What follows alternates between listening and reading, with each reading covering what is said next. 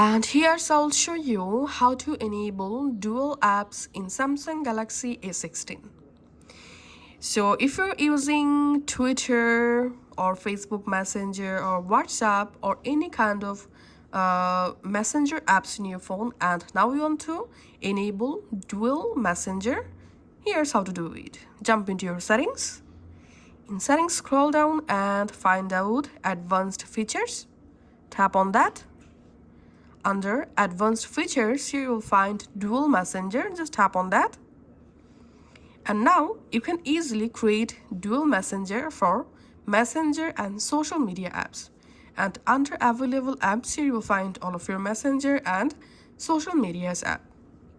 Now, for example, I want to enable dual messenger app for WhatsApp.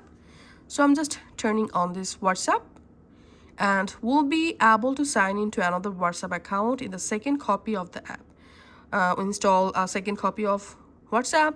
I'm tapping on install. And that's it. Now I'm going to my app screen. And this is my first or primary WhatsApp. And this is my secondary WhatsApp. Now I can easily use two different WhatsApp accounts at the same time from these dual apps. Thanks for watching.